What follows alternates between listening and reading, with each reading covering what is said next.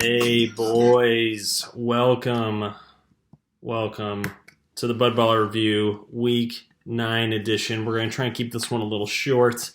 The past, 2 weeks total, a couple weeks total, but the past week in general has really sucked. All these players going out with these protocols. It's definitely not making the league that much fun.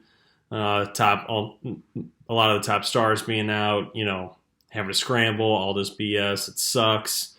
Not in love with it, but we got to do our best and keep going with what we got. They're not shutting the league down, thankfully. They're enacting this player rule where they can add a player for every, I believe, 2 players that are on the COVID list. So hopefully they're going to try and keep games going. A couple quick things before we get into the matchups.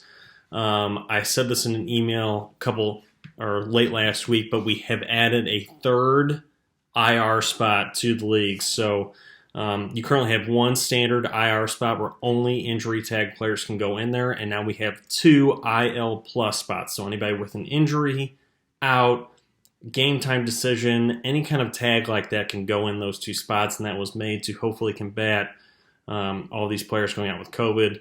There are obviously several teams in the league that have more than those 3 spots, and we're just going to deal with that because I really don't want to add any more IL spots than that. It gets a little crazy going into it. But we're going to stick with that as is.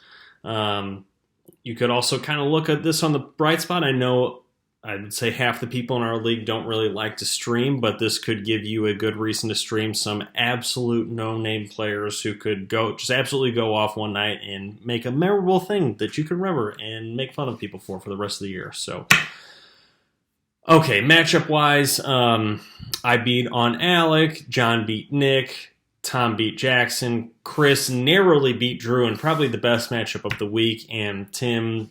The other good match for the week was Tim versus Sawyer. Sawyer winning that matchup. Real quick, the final score was 9-1, but I don't want to call it a beatdown on Alec because he had Harden and several other players missing. I had several players missing. We'll just go through. Let's say category Sawyer dominated the league this week. He had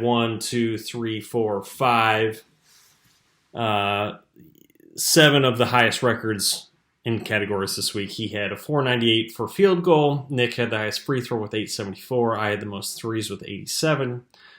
Sawyer had the most points with 697, the most rebounds with 312, the most assists with 166. I had the most steals with 46. Sawyer had the most blocks with 35. Nick and Jackson were tied for the fewest turnovers with 53.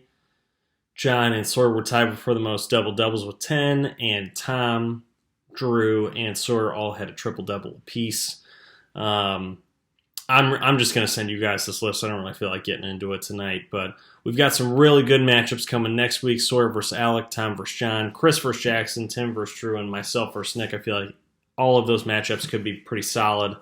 Hopefully we start getting some players coming back, some people starting to test negative, and we can get back to the good reason why we all were playing fantasy basketball. Everybody's playing, having a good time. Hopefully it gets back to that. That's all I got for you tonight. Sorry for the short video.